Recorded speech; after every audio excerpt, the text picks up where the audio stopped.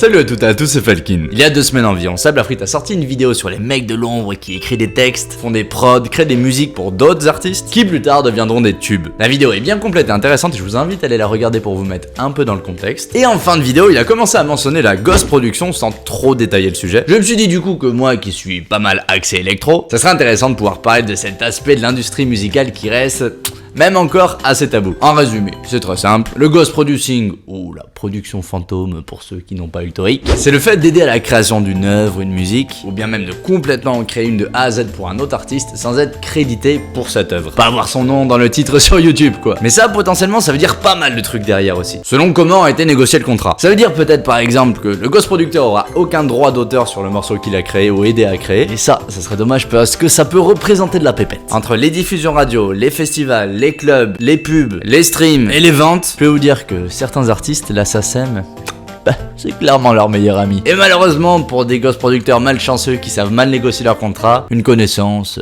lointaine. Du coup, en général, les contrats de ghost production, c'est soit la vente d'une musique ou d'une assistance sur une musique pour très cher, vu tout l'argent perdu potentiellement en droits d'auteur, mais ça c'est assez rare que le contrat soit négocié comme ça, soit plutôt une négociation de la répartition des droits d'auteur sur le morceau assez cool pour le ghost producteur, étant donné que son nom n'apparaîtra que sur les registres vraiment officiels, administratifs, genre sur la SACEM, Spotify, les trucs comme ça, mais du coup que la sortie de cette œuvre, elle aura aucune retombée médiatique pour le ghost producteur quoi. Le dernier cas de figure possible de ghost production, c'est une bonne grosse enfilade. Un tout petit producteur qui va lâcher un son pour 200 balles, se faire baiser complètement sur les droits, et le DJ commanditaire derrière va se faire blinder de thunes, mais bon ça pareil c'est très rare. Il faut savoir que la ghost production ou le ghost writing, il n'a pas attendu l'avènement de la musique électro ou même de la musique en général pour exister. Ouais clairement, ça fait des siècles même qu'il y a déjà ce genre de pratique. En littérature par exemple, on avait et on a encore ce qu'on appelle les ghostwriters ou les nègres littéraires, dont le boulot est de rédiger des bouquins, des articles, des essais, des trucs où on écrit quoi, pour d'autres auteurs sans que le ghostwriter à la base soit crédité. Un des exemples les plus connus d'ailleurs de la littérature française n'est rien d'autre qu'Alexandre Dumas, auteur d'ouvrages emblématiques tels que Les Trois Mousquetaires ou Le Comte de Monte Cristo, qui en réalité la plupart du temps était quand même sacrément aidé par un certain Auguste Maquet, sans que ce dernier soit crédité ni même d'ailleurs, encore pire, ne reçoive de droits d'auteur dans ce cas-là. Ça a été une bataille judiciaire qui a duré 1000 ans pour le Auguste parce qu'au bout d'un moment il s'est quand même dit tiens,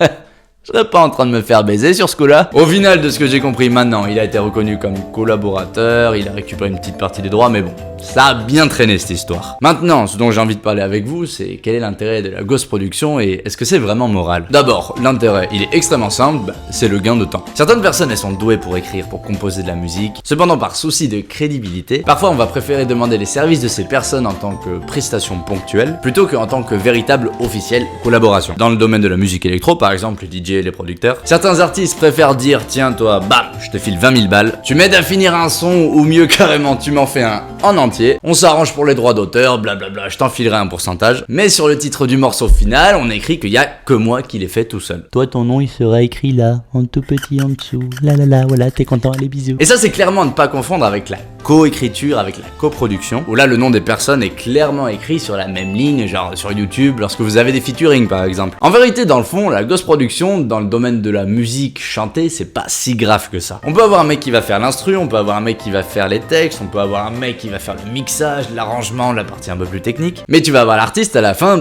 même si tout est déjà prêt pour lui, c'est quand même lui qui va chanter, qui va poser sa voix, son grain, c'est ce qui va faire que le morceau est à Rihanna, à Johnny, à qui tu veux. Alors que en musique électro, surtout chez les DJ et les producteurs, si le DJ en question demande à un ghost producteur de lui faire un son complètement de A à Z, dans le fond, le DJ, qu'est-ce qu'il a fait quoi? C'est pas vraiment pour le mérite qu'il aura d'appuyer sur play lors de ses DJ sets et lancer le morceau qu'on peut le considérer comme un interprète. Et c'est pour ces cas-là qu'on peut vraiment dire que la ghost production parfois, ça pose un peu problème quand même. Il arrive souvent qu'on engage un ghost producteur en musique ou en littérature, tiens on va prendre cet exemple, pour un gain de temps, mais un gain de temps un peu moins crade on va dire. En gros, imaginons là, j'ai une idée de bouquin. Imaginez un monde avec des sorciers, le héros il aurait des petites lunettes, une cicatrice sur le front en forme d'éclair, un ennemi juré qui aurait pas de nez qui serait dégueulasse, des baguettes magiques, un ami rouquin, des balais, des moldus, enfin bon, vous voyez, je commence à avoir mon petit univers à moi. Je décris tous les personnages, toute l'histoire, le dénouement, les interactions entre les personnages. J'ai une idée relativement assez précise de ce que je veux faire au niveau de mon histoire, mais j'ai besoin de quelqu'un pour étoffer le sujet. Un bouquin, il faut que ça fasse quand même pas mal de pages. Ben là,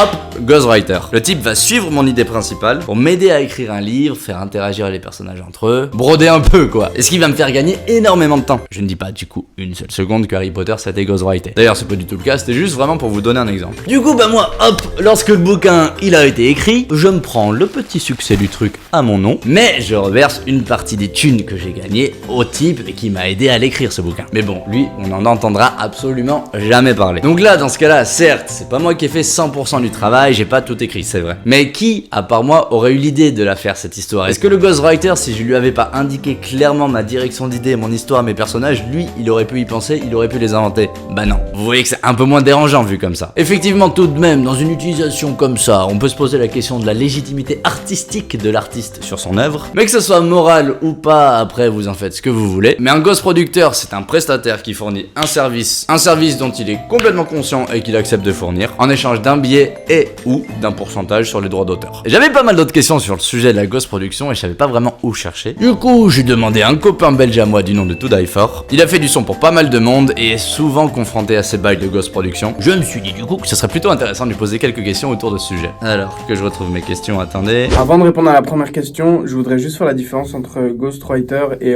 ghost producteur. Le ghost producteur, c'est vraiment un producteur qui va produire entièrement un morceau ou finir un morceau pour un autre producteur ou DJ sans mettre son nom dans les crédits. Tandis que le ghostwriter, en gros, c'est une personne qui, pour un chanteur ou une chanteuse, un rappeur, va écrire les mélodies de voix en fait. Donc c'est la personne qui va chanter un yaourt avant que le morceau soit fini. Question numéro 1. Est-ce que la ghost production, ça se fait encore vraiment? Ça se fait vraiment encore. Il y a beaucoup d'artistes qui sont dans des méga tournées dans le monde entier et qui ont malheureusement pas le temps de finir leur propre musique. Ils ont un single qui a cartonné par exemple du jour au lendemain et ils se retrouvent à faire 150 shows sur l'année. Donc très peu de temps pour finir ce qu'ils ont entamé peut-être avant dans les sessions studio avant de partir en tournée. Du coup c'est là qu'intervient le ghost producteur. C'est soit un ami à eux, soit une personne avec qui on engage via un label qui va lui repasser derrière, retravailler le morceau, finir le morceau ou même créer un nouveau morceau. Je pense que ça se fait vraiment encore beaucoup, voire même plus qu'avant. Question numéro 2. Pourquoi ghost produire plutôt que coécrire un morceau? Il y a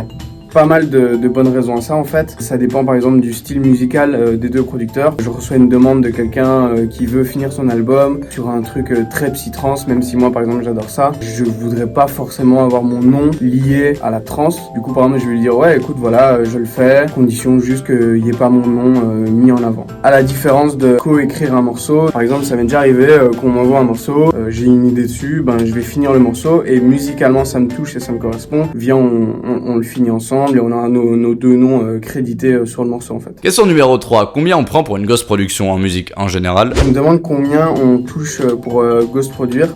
C'est une question super large et c'est comme tout. Ça dépend du but du morceau. Est-ce que c'est vraiment pour quelqu'un de débutant? Est-ce que c'est pour quelqu'un qui est déjà confirmé? Est-ce que il y a un potentiel vraiment hit mondial? Du coup, je pense qu'il y a un tarif normal comme si c'était un ingé son ou un technicien qui va bosser sur un morceau. Je pense par exemple à un mastering, ça coûte entre 50 et $500. Ensuite, c'est à toi en tant que producteur ou ghost producteur d'assurer tes arrières entre guillemets et de demander des pourcentages de master. Donc c'est-à-dire qu'à chaque fois que le son va être vendu ou streamé, que tu puisses toucher un pourcentage de ces revenus-là. Question numéro 4. Est-ce que ça arrive les arnaques, les mauvaises histoires?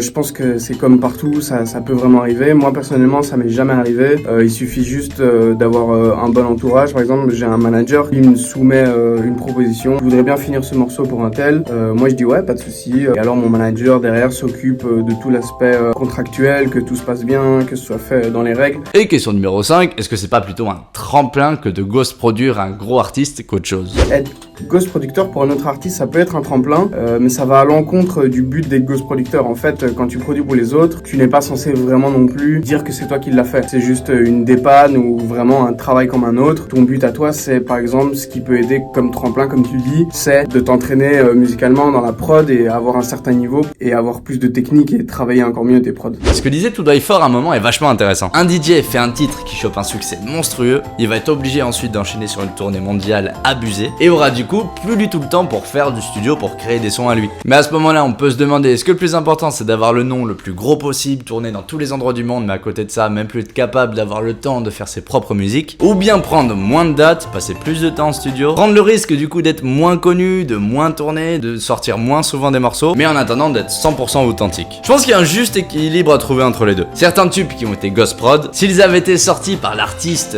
lui tout seul sans la moindre aide, bah peut-être qu'ils auraient pas eu ce petit détail, cette petite pêche qui a fait que ce morceau est devenu un carton. À très gros niveau, il faut plus voir la musique comme l'expression artistique d'une personne, mais plutôt comme un produit commercial qui va être parfait par différents artistes pour en faire ensuite un tube mondial. Est-ce que vous voulez un exemple ?